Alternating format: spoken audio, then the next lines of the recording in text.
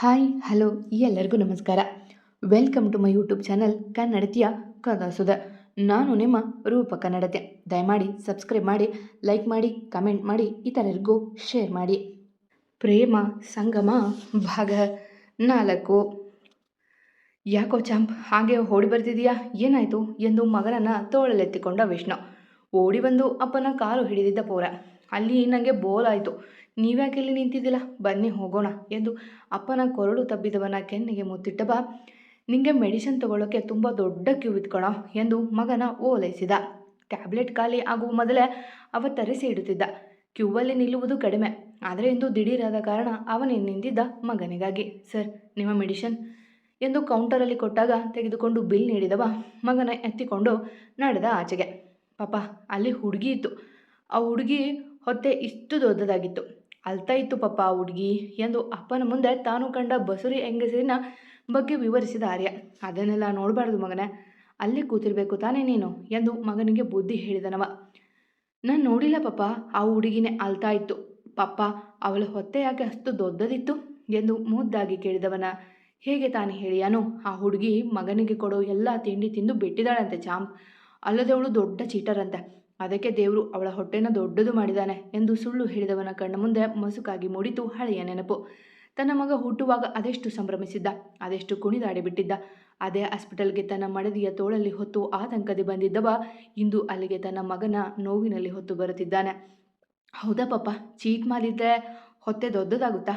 ಬಾ, ನಾನು ಯಾರಿಗೂ ಚೀಟ್ ಮಾಡಲ್ಲಪ್ಪ, ನಾನು ಹ್ಯಾಂಡ್ಸಮ್ ಆಗಿರಬೇಕು ಎಂದಾಗ ವಾಸ್ತವಕ್ಕೆ ಬಂದವ, ಇಲ್ಲ ಕಣೋ, ಹುಡುಗರೆಲ್ಲ ಚೀಟ್ ಮಾಡಲ್ಲ, ಚೀಟ್ ಮಾಡೋದು ಹುಡುಗಿಯರಷ್ಟೆ ಎಂದು ಕಾರಲ್ಲಿ ಕೂರಿಸಿದವ.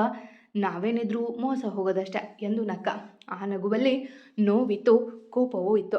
ಹಾಗಾದ್ಲೇ ನನ್ನ ಗರ್ಲ್ಫ್ರೆಂಡ್ ಮೋಸ ಮಾಡಲ್ಲ ಅಲ್ಲ ಪಾಪ, ಅವಳು ಗಲ್ಲಲ್ವಾ, ಚೀಟ್ ಮಾಡೋದು ಹುಡುಗಿರು ಎಂದವನ ಪ್ರಕಾರ ಚಿಕ್ಕ ಹುಡುಗಿಯರೆಲ್ಲ ಗರ್ಲ್ಸ್, ದೊಡ್ಡವರೆಲ್ಲ ಹುಡುಗಿಯರು. ಹೌದು, ಇವಾಗ ಮನೆಗೆ ಹೋಗೋಣ, ಐಸ್ ಕ್ರೀಮ್ ಮತ್ತೆ ಇನ್ನೊಮ್ಮೆ ತಿನ್ನೋಣ ಆಯಿತಾ ಎಂದಾಗ ಒಪ್ಪಿದ ದೊಡ್ಡ ಮನುಷ್ಯನಂತೆ. ಅಪ್ಪನ ಕಷ್ಟವ ಅರ್ಥ ಮಾಡಿಕೊಂಡಿದ್ದಾನವ. ಅಂಬ್, ನಿನಗೆ ಸ್ಕೂಲ್ಗೆ ಹೋಗೋಕ್ಕೆ ಇಷ್ಟನೇ ಇಲ್ವಾ? ಬೇಡ ಅಂದರೆ ದೊಡ್ಡವನಾದ್ಮೇಲೆ ಹೋಗುವಂತೆ, ಇಲ್ಲ ಬೇರೆ ಸ್ಕೂಲ್ಗೆ ಹೋಗುವಂತೆ ಎಂದಾಗ ಅಪ್ಪನ ಕೊರಳು ತಬ್ಬಿದವ.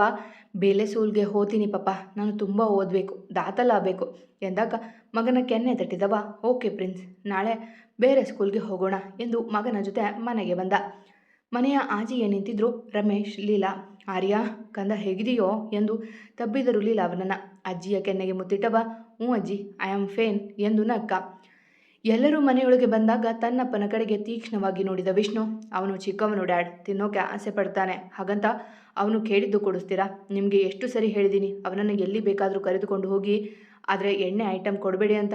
ಅದ್ಯಾವ ಆಯಿಲಲ್ಲಿ ಮಾಡಿದ್ದ ಗೋಬಿ ತಿನ್ನಿಸಿದ್ರೆ ಅವನಿಗೆ? ನೋಡಿ, ಈಗ ನನ್ನ ಚಾಂಪ್ ಈಗ ಆಸ್ಪತ್ರೆ ಸೇರಿದ್ದಾನೆ ಎಂದು ಗಂಭೀರವಾಗಿ ನುಡಿದಾಗ ತಲೆ ತಗ್ಗಿಸಿದರು ರಮೇಶ್. ಪಪ್ಪ, ತಾತನಿಗೆ ಬೇಬೇಡಿ, ನಾನು ಹಠ ಮಾಡಿದ್ದಕ್ಕೆ ತಾತ ಕೊಡಿಸಿದ್ದು ಎಂದು ಅಪ್ಪನ ಕಾಲು ಒಪ್ಪಿದ ಆರ್ಯ. ನೀನು ಹಠ ಮಾಡಿದ್ದೀ ಕಣೋ, ಆದರೆ ನಿನಗೇನಾದರೂ ಆದರೆ ನಾನೇನು ಮಾಡಬೇಕು ಹೇಳು ಎಂದವ ಚೂರು ಭಾವುಕಾದಾಗ ಅವನ ಮುಖ ತನ್ನ ಪುಟ್ಟ ಕೈಗಳಿಂದ ಸವರಿ, ಇಲ್ಲ ಪಪ್ಪ, ಇನ್ಮೇಲೆ ನಾನು ಏನು ತಿನ್ನಲ್ಲ, ಅದನ್ನು ಮಾಡಲ್ಲ ಎಂದಾಗ ತಡೆಯದೆ ಕಣ್ಣ ಹನಿ ಜಾರಿತ್ತು ಅವನ ಕಣ್ಣಿಂದ. ಸಾರಿ ಪ್ರಿನ್ಸ್, ಮನಸ್ಸಿಗೆ ಇಷ್ಟ ಆಗೋ ತಿಂಡಿ ಊಟ ಮಾಡೋ ಈ ವಯಸ್ಸಲ್ಲಿ ನಿನ್ನ ಕಟ್ಟಾಗ್ತಿದ್ದೀನಿ. ಇಂತಹ ಅಸಹಾಯಕ ತಂದೆನ ಕ್ಷಮಿಸಿಬಿಡೋ ಎಂದವನವ ಕಣ್ಣೀರು ನೋಡಿ ಮೂತಿ ಮರಿಚಿದ ಆರ್ಯ. ಇಟ್ಸ್ ಓಕೆ ಪಪ್ಪ, ನೀವು ಅಬೇಡಿ, ನನಗೂ ಅಲು ಬರುತ್ತೆ. ನಾನು ದೊಡ್ಡವನಾಗ್ತೀನಲ್ಲ ಆಗೆಲ್ಲ ತಿಂತೀನಿ, ಮತ್ತು ಇನ್ನೂ ಎಲ್ಲದು ಹೊಸ ಬಿಟ್ಟು ನಾನೆಲ್ಲ ತಿನ್ಬೋದು ಅಂತ ದಾಟಲ್ ಅಂತಲೇ ಹೇಳಿದೆ ಎಂದಾಗ ಸಮಾಧಾನಗೊಂಡವ. ಹ್ಞೂ ಸರ್, ಆಲ್ರೆಡಿ ಡಾಕ್ಟರ್ ಬಳಿ ಮಾತಾಡಿದ್ರಾ ಎಂದು ಕೇಳಿದಾಗ ಒಂದು ಕಣ್ಣು ಮುಚ್ಚಿ ನಾಲಿಗೆ ಹೊರಚಾಚಿದ ಕಳ್ಳ ವಿಷ್ಣು. ಅರೆನನ ಈ ಕಡೆ ತಿರುಗಿಸು ಎಂದು ಲೀಲಾ ಹೇಳಿದಾಗ ಅವರು ನೋಡಿದ. ಕೆಂಪು ಆರತಿ ಮಾಡಿ ತಂದವರು, ಕಪ್ಪು ಬಟ್ಟೆ ಹಾಕಿದ್ದಕ್ಕೆ ಕಣ್ಣು ದೃಷ್ಟಿಯಾಗಿದೆ. ಇನ್ಮೇಲೆ ಆಚೆ ಹೋಗುವಾಗ ದೇವರ ಕುಂಕುಮ ಇಟ್ಕೊಂಡು ಹೋಗು ಆಯ್ತಾ ಎಂದಾಗ ತಲೆ ಆಡಿಸಿದ ಆರ್ಯ. ಚಾಂಪ್, ನೀವು ರೆಸ್ಟ್ ಮಾಡಬೇಕು, ನಡೀರಿ ಹೋಗೋಣ ಎಂದು ಮಗನ ಕರೆದುಕೊಂಡು ನಡೆದ ವಿಷ್ಣು. ಕೋಣೆಗೆ ಕರೆದಂದವ ಆಸ್ತೆಯಿಂದ ಹಾಕಿದ್ದ ಬಟ್ಟೆಗೆ ತೆಗೆದು ಪುಟ್ಟ ಚಡ್ಡಿ ಶರ್ಟ್ ಹಾಕಿದವ. ನೀವು ಮಲಗಿ ಎಂದು ಅವನ ಮೇಲೆ ಹೊದಿಕೆ ಹೊದಿಸಿ ತಾನು ಬಟ್ಟೆ ಬದಲಿಸಿದವ. ನೈಟ್ ನಾನು ಎಬ್ಬಿಸಿ ಊಟ ಮಾಡ್ತೀನಿ ಚಾಂಪ್, ಈಗ ಮಲ್ಕೊಳ್ಳಿ, ನನ್ನ ಕೆಲಸ ಇದೆ ಎಂದು ಫೋನ್ ಹಿಡಿದು ಕುಳಿತ ವಿಷ್ಣು. ಬೆಳಗ್ಗೆಯಿಂದ ಆಫೀಸ್ ಕಡೆಗೆ ಗಮನ ಕೊಟ್ಟಿರಲಿಲ್ಲ, ಕಾರಣ ಈಗ ನೋಡುತ್ತಿದ್ದ. ನನಗೂ ಕೆಲಸ ಇದೆ ಪಪ್ಪ ಎಂದು ಹೊದಿಕೆ ತೆಗೆದು ಅಪ್ಪನ ಪಕ್ಕ ಕುಳಿತು ತನ್ನ ಪುಟ್ಟ ಫೋನ್ ಹಿಡಿದುಕೊಂಡು ಕುಳಿತ ಆರ್ಯ. ಹೌದಾ, ನಮ್ಮ ಸರ್ಗೆ ಮಲ್ಗೋದು ಬಿಟ್ಟು ಯಾವ ಕೆಲಸ ಇದೆ ಈಗ ಎಂದು ಮಗನ ಫೋನಲ್ಲಿ ಇಣುಕಿ ನೋಡಿದ. ಇನ್ಮೇಲೆ ನಾನು ಸೂಲ್ಗೆ ಬರಲ್ಲ ಅಂತ ನನ್ನ ಗರ್ಲ್ ಫ್ರೆಂಡ್ಗೆ ಹೇಳ್ಬೇಕಲ್ಲ ಪಾಪ, ಅವಳು ಬೇಜಾರಾಗ್ತಾಳೆ ಎಂದು ದೊಡ್ಡವನಂತೆ ನುಡಿದು ತಲೆಯ ಮೇಲೆ ಕೈ ಹೊತ್ತಾಗ ನಕ್ಕು ಬಿಟ್ಟು ವಿಷ್ಣು ಜೋರಾಗಿ, ನೋನೋ ಚಾಮ್, ಹುಡುಗಿಯರ ಜೊತೆ ಮಾತಾಡಬಾರ್ದು ಅಂತ ಹೇಳಿಲ್ವಾ ಎಂದು ಸೀರಿಯಸ್ ಆಗಿ ಹೇಳಿದವನ ತೊಡೆ ಏರಿ, ಹುಡುಗಿ ಅಲ್ಲ ಪಾಪ, ಗಲ್ಲವಳು, ಶಾಲು ಒಬ್ಬಳ ಜೊತೆ ಅಷ್ಟೇ ನಾ ಮಾತಾಡೋದು, ಬೇಳೆ ಯಾರ ಜೊತೆ ಮಾತಾಡಲ್ಲ ಎಂದಾಗ ಅವನನ್ನು ಹೆಗಲ ಮೇಲೆ ಹಾಕಿಕೊಂಡು ತಟ್ಟುತ್ತಾ, ಸರಿ ಈಗ ಮಲಗಿ ಎಂದಾಗ ಅಪ್ಪನಿಗೆ ಏನೇನೋ ತರಲೆ ಪ್ರಶ್ನೆಗಳ ಕೇಳುತ್ತಾ ಹಾಗೆ ಮಲಗಿದ ಆರ್ಯ. ಅವನು ಮಲಗಿದ ಮೇಲೆ ಅವನಿಗೆ ಹೊದಿಕೆ ಒದಿಸಿದವ ತನ್ನ ಕಬೋರ್ಡ್ ತೆಗೆದು ಅಲ್ಲಿದ್ದ ಫೋಟೋ ದಿಟ್ಟಿಸಿ, ನನ್ನ ಜೀವನದಲ್ಲಿ ಯಾರನ್ನೇ ಕ್ಷಮಿಸಿದ್ರು ನಿನ್ನ ಮಾತ್ರ ಕ್ಷಮಿಸೋದಿಲ್ಲ ಕಣ, ನಿನ್ನಿಂದ ಇವತ್ತು ನನ್ನ ಮಗ ಇಷ್ಟು ನೋವು ತಿನ್ನುತ್ತಿರೋದು ಎಂದು ಅಲ್ಲೇ ಇದ್ದ ನಿರ್ಜೀವ ಫೋಟೋಕ್ಕೆ ಬೆಂಟ್ಗೆ ಹಾಕಿದ್ದ. ನನ್ನ ನೀನೇನು ಮಾಡೋಕ್ಕಾಗೋದಿಲ್ಲ ಹನಿ ಎಂದು ನಕ್ಕೊಂತಿತ್ತು ಆ ಫೋಟೋ. ಅದರಿಂದ ಮತ್ತಷ್ಟು ಕುಪಿತಗೊಂಡವ ಕುಡಿತದ ಮೊರೆ ಹೋಗಿದ್ದ. ಹೊರ ಪ್ರಪಂಚಕ್ಕೆ ತಾನು ಸ್ಟ್ರಾಂಗ್, ತನಗೆ ಭಾವನೆಗಳಿಲ್ಲ ಎಂದು ತೋರಿಯುವವನ ಮನದಲ್ಲಿ ಆ ಒಂದು ನೋವು ಆರದ ಗಾಯವಾಗಿತ್ತು. ಅಪ್ಪನನ್ನ ಡಿಸ್ಚಾರ್ಜ್ ಮಾಡಿಸಿಕೊಂಡು ಮನೆಗೆ ಬಂದಿದ್ಲು ಆರತಿ. ಅವಳ ಮನದಲ್ಲಿ ಬೇಸರ ತುಂಬಿತ್ತು. ತನ್ನಿಂದ ತನ್ನ ತಂದೆಗೆ ಹೀಗಾಯಿತಲ್ಲ ಎಂದು ನೊಂದುಕೊಂಡಿದ್ಲು ಒಳಗೊಳಗೆ. ಆರು ಬಾರಮ್ಮ ಇಲ್ಲಿ ಎಂದು ಕೂಗಿದ್ರು ಗಿರೀಶ್ ಊಟದ ಸಮಯದಲ್ಲಿ.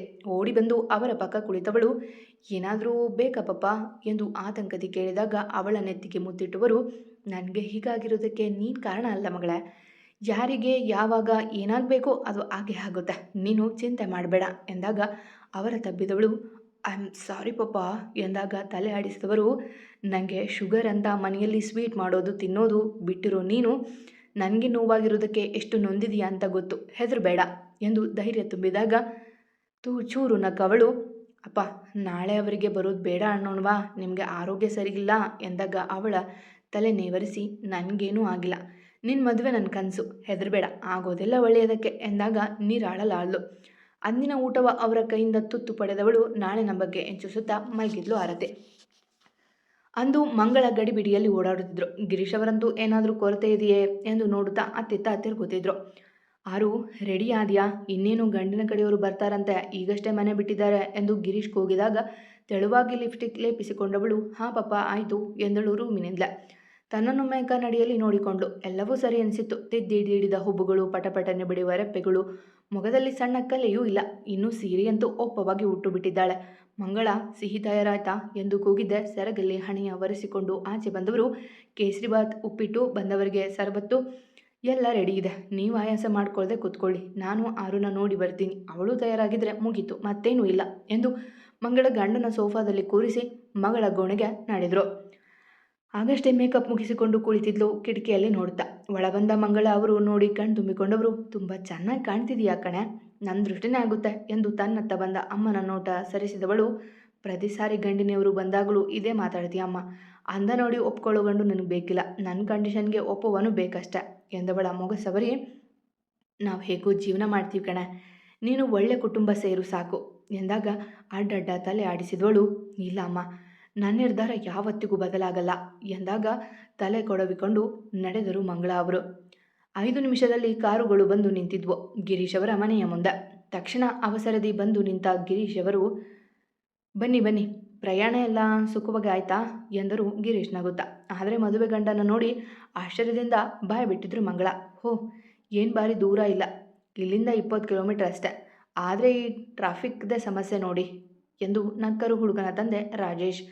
ಬನ್ನಿ ಒಳಗೆ, ಮಂಗಳ ಶರ್ಬತ್ ಕೊಡು ಎಂದಾಗ ಗಂಡನ ಮಗುವ ಆಶ್ಚರ್ಯದಿಂದ ನೋಡಿ ಒಳ ನಡೆದರು ಮಂಗಳ. ಬಂದವರಿಗೆಲ್ಲ ಶರ್ಬತ್ತು ಕೊಟ್ಟಾಗ ಎಲ್ಲ ಮೆಚ್ಚುಗೆ ಸೂಸಿ ಕುಡಿದ್ರು. ಹುಡುಗನ ಕಣ್ಣುಗಳಂತೂ ಮನೆಯನ್ನೇ ಅವಲೋಕಿಸುತ್ತಿದ್ವು ಆರುಗಾಗಿ. ಹುಡುಗಿನ ಕರೆಸಿಬಿಡಿ, ನನ್ನ ಮಗನ ಒದ್ದಾಟ ನೋಡೋಕ್ಕಾಗ್ತಿಲ್ಲ ಎಂದು ಹುಡುಗನ ತಾಯಿ ಕಮಲ ಹೇಳಿದಾಗ ನಾಚಿ ನಕ್ಕನವ.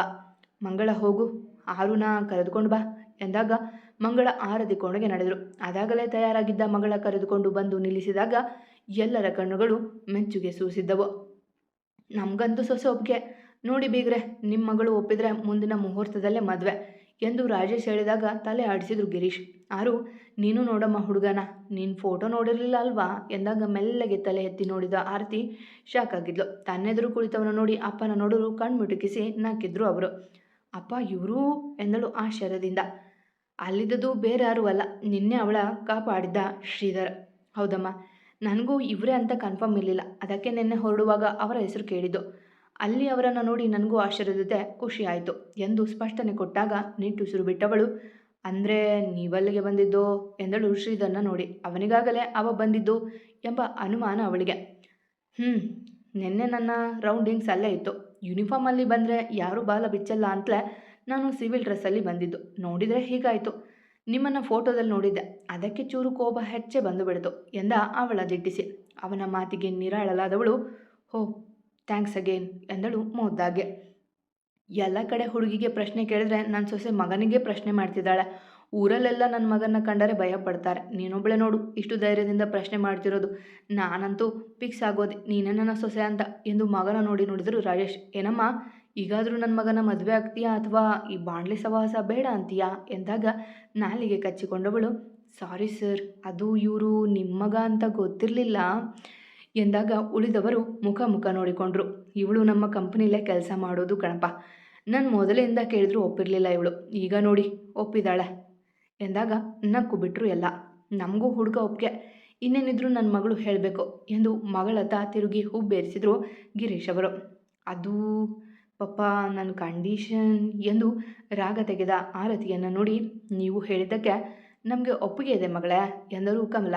ಅವರನ್ನು ನೋಡಿದಾಗ ಶ್ರೀಧರ್ ಸಹ ಕಣ್ಮುಟುಕಿಸಿ ಒಪ್ಪಿಗೆ ನೀಡಿದ. ಅಲ್ಲಿಗೆ ನಾಚಿ ತಲೆ ತಗ್ಗಿಸಿದ್ಲು ಆರತಿ ಒಪ್ಪಿಗೆ ಎಂಬಂತೆ. ನೋಡಪ್ಪ ಶ್ರೀಧರ್, ನಮ್ಮ ಮಗಳು ನೀನು ಮಾತಾಡಿಬೇಕಿದ್ರೆ ಎಂದಾಗ ಮೆಟ್ಟಿಲು ಹತ್ತಿದಳು ಆರತಿ.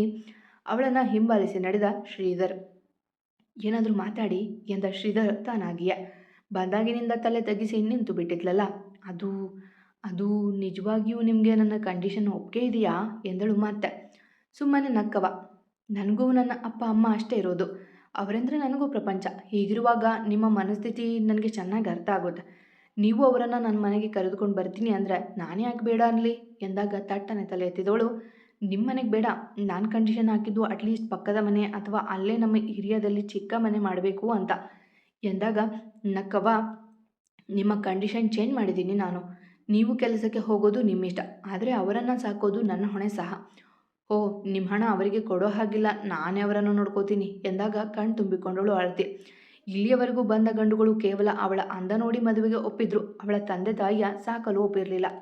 ನಾನೊಮ್ಮೆ ನಿಮ್ಮನ್ನು ಹಗ್ ಮಾಡ್ಲಾ ಎಂದಾಗ ತನ್ನ ತೋಳು ಚಾಚಿದ ಶ್ರೀಧರ್. ಅವಳ ತೋಳಲ್ಲಿ ಹೊಕ್ಕಬಡು, ಥ್ಯಾಂಕ್ ಯು, ನೀವು ನನ್ನನ್ನು ಆರು ಅಂತ ಕರಿಬೋದು ಎಂದಾಗ ಅವಳ ತಲೆ ನೇವರಿಸಿದವ. ನೀವು ನನ್ನ ಶ್ರೀ ಅಂತ ಕರಿಬೋದು, ಈಗ ಹೋಗೋಣವಾ ಎಂದಾಗ ಖುಷಿಯಿಂದ ಕೆಳಗೆ ಬಂದ್ಲು. ನಂತರ ದೊಡ್ಡವರು ಕೆಲವು ಮಾತುಕತೆಗಳ ಆಡಿದರು. ಸರಿ, ನಾವಿನ್ನು ಹೊರಡ್ತೀವಿ ಎಂದು ರಾಜೇಶ್ ಹೊರಟಾಗ ಕಣ್ಣಲ್ಲೇ ಹೋಗುವೆನೆಂದು ತಿಳಿಸಿ ನಡೆದಿದ್ದ ಶ್ರೀಧರ್. ಅಂತೂ ನನ್ನ ಮಗಳು ಮೆಚ್ಚಿ ಅಳಿಯ ಸಿಕ್ಬಿಟ್ಟ ಎಂದು ಗಿರೀಶ್ ಅವರು ಹೇಳಿದಾಗ ಅಪ್ಪನ ತಬ್ಬಿದವಳು, ನಿಮಗೆ ಅಳಿಯ ಅಲ್ಲ ಅಪ್ಪ, ನಿಮ್ಮನ್ನು ಮಗನ ರೀತಿ ನೋಡ್ಕೋತಾರೆ ಎಂದು ನಕ್ಕಳು. ಸಂಭ್ರಮವೇ ತುಂಬಿತ್ತು ಆ ಮನೆಯಲ್ಲಿ. ಇಂದು ನಗರದ ಒಂದು ಪ್ರತಿಷ್ಠಿತ ಸ್ಕೂಲಲ್ಲಿ ಆರ್ಯನನ್ನು ಅಡ್ಮಿಷನ್ ಮಾಡಿಸಿದ ವಿಷ್ಣು. ಅವನನ್ನು ಸ್ಕೂಲ್ಗೆ ಡ್ರಾಪ್ ಮಾಡಿದರೆ ಮಧ್ಯಾಹ್ನ ರಮೇಶ್ ಪಿಕ್ ಮಾಡುತ್ತಿದ್ದರು. ಹಾಯ್ ಪಪ್ಪ ಎಂದು ಓಡಿ ಬಂದಿದ್ದ ಆರ್ಯ. ಹೇಳಿ ಪ್ರಿನ್ಸ್, ಹೊಸ ಸ್ಕೂಲ್ ಹೇಗಿತ್ತು ಎಂದು ಮಗನ ಕೆನ್ನೆಗೆ ಮುತ್ತಿಟ್ಟನು. ಚೆನ್ನಾಗಿತ್ತು ಪಪ್ಪ, ಆದರೆ ನನ್ನ ಶಾಲು ಇಲ್ಲ ಇಲ್ಲಿ ಎಂದ ಬೆಚ್ಚಾಗಿಯೇ. ಇಲ್ಲಿ ಹೊಸ ಫ್ರೆಂಡ್ಸ್ ಆಗ್ತಾರೆ ಚಾಂಪ್, ಆದರೆ ಗರ್ಲ್ ಫ್ರೆಂಡ್ ಮಾಡ್ಕೋಬೇಡ, ಓನ್ಲಿ ಬಾಯ್ಸ್ ಫ್ರೆಂಡ್ ಮಾಡ್ಕೋ ಎಂದು ಮಗನಿಗೆ ಬುದ್ಧಿ ಹೇಳಿದವ ಅವನ ರೂಮಿಗೆ ಕರೆದುಕೊಂಡು ಆಟವಾಡಿದ ಕೆಲ ಹೊತ್ತು. ನಂತರ ಅವನನ್ನು ಕಳುಹಿಸಿದವ ತನ್ನ ಬಟ್ಟೆ ಬದಲಿಸಿ ಕಂಪನಿಯ ಕೆಲಸಗಳನ್ನು ನೋಡುತ್ತಾ ಕುಳಿತ. ಇವತ್ತು ಡೇಟ್ 25 ಅಲ್ವಾ ಎಂದು ಅವನ ಯೋಚನೆಗೆ ಬಂದಿದ್ದೆ ತಲೆ ಸಿಡಿಯಿತು ಅವನದು. ಭಾವನೆಗಳ ಹೊಡೆತ ತಾಳಲಾರದೆ ಬಾಲ್ಕನಿಯಲ್ಲಿ ಕುಳಿತು ಕುಡಿಯತೊಡಗಿದ. ಆಗಷ್ಟೇ ಓಡಿ ಬಂದ ಆರ್ಯ ಅದನ್ನು ನೋಡಿ ಕೆಳಗೆ ಹೋಗಿದ್ದ. ಅಮ್ಮ, ನಂಗೆ ಊಟ ಬೇಡ, ಚಾಂಪ್ಗೆ ನೀವೇ ಊಟ ಮಾಡಿಸಿ, ನಾನು ಡ್ರಿಂಕ್ಸ್ ಮಾಡಿದ್ದೀನಿ ಎಂದು ಫೋನ್ ಮಾಡಿ ಹೇಳಿದ್ದ ಅಮ್ಮನಿಗೆ. ಆದರೆ ಪುಟ್ಟ ಮಗು ಊಟ ಮಾಡದೆ ಹಠ ಮಾಡಿದಾಗ ಅಜ್ಜ ಅಜ್ಜಿ ಇಬ್ಬರು ಬಲವಂತ ಮಾಡಿ ತಿನ್ನಿಸಿದ್ರು. ಅದನ್ನೇ ಲೀಲಾ ಮಗನ ಕಿವಿಗೆ ಹಾಕಿದಾಗ, ಚಾಂಪ್, ನೀವು ಯಾಕೆ ಊಟ ಮಾಡೋಕೆ ಹಠ ಮಾಡಿದ್ರಂತೆ, ಹಾಲು ಕುಡಿದಿಲ್ವಂತೆ ಎಂದು ವಿಷ್ಣು ಮಗನಿಂದ ದೂರವೇ ನಿಂತು. ನನಗೆ ಊಟ ಬೇಡ ಪಪ್ಪ, ನೀವು ಆವಾಗಲೇ ಏನೋ ಕುದಿತಾ ಇದ್ಲಲ್ಲ ಅದು ಬೇಕು ಎಂದಾಗ ಬೆಚ್ಚಿದವ. ಅದನ್ನೆಲ್ಲ ನೀನು ಕುಡಿಬಾರದು ಚಾಂಪ್, ಅದು ವಿಷ ಎಂದ ತಟ್ಟನೆ. ತಾನು ಕುಡಿಯುತ್ತಿದ್ದದ್ದು ಮಗ ನೋಡಿದ್ದಾನೆಂದು ಅರಿವಾಗಿತ್ತು ಅವನಿಗೆ. ಯಾವಾಗಲೂ ಅವನು ಮಲಗಿದ ಮೇಲೆ ಕುಡಿಯುತ್ತಿದ್ದವ, ಇಂದು ಬೇಗ ಕುಡಿದು ಬಿಟ್ಟಿದ್ದ. ಮತ್ತೆ ನೀವ್ಯಾಕೆ ಕುದಿತಿಲ್ಲ, ನೀವು ಕುದಿಬೇಡಿ ಎಂದು ಅವನ ಕಾಲಿಗೆ ಅಂಟಿ. ಅವನ ಮುದ್ದು ಮಾತು ಕೇಳಿದಾಗ ನಕ್ಕವ. ಇದಿಲ್ಲ ಅಂದಿದ್ರೆ ನನಗೆ ನಿದ್ದೆ ಬರೋದಿಲ್ಲ ಚಾಂಪ್ ಎಂದ ಅಲ್ಲಿದ್ದ ಬಾಟಲೆ ತೋರುತ್ತಾ. ನಾನಿದ್ದೀನಲ್ಲ ಪಪ್ಪ, ನನ್ನ ಜೊತೆ ಮಕ್ಕೋಲಿ, ನಾನು ಲಾಲಿ ಮಾತೀನಿ ಎಂದಾಗ ಮನಸೋತು ಮಗನ ತಬ್ಬಿ ಮಲಗಿದ ವಿಷ್ಣು. ಪಾಪ, ಒಂದು ಊರಲ್ಲಿ ಒಂದು ದೊಡ್ಡ ಹಾವಿತ್ತಂತೆ ಎಂದು ಕತೆ ಶುರು ಮಾಡಿದಾಗ ವಿಷ್ಣು ಹೂಗಟ್ಟಿದ. ಆ ಹಾವು ನೀರಿಗೆ ಬಿದ್ದು ಸತ್ತು ಹೋಯ್ತಂತೆ ಎಂದಾಗ ಕಣ್ತೆರೆದವ. ನೀರಿಗೆ ಬಿದ್ದರೆ ಯಾವ ಹಾವು ಸಾಯುತ್ತೆ ಚಾಂಪ್ ಎಂದ ಕಣ್ಣು ಸಂಕುಚಿಸಿ. ಅದು ನಾನು ಮಾದಿದ್ದ ಹಿತ್ತಿನ ಹಾವು ಪಪ್ಪ.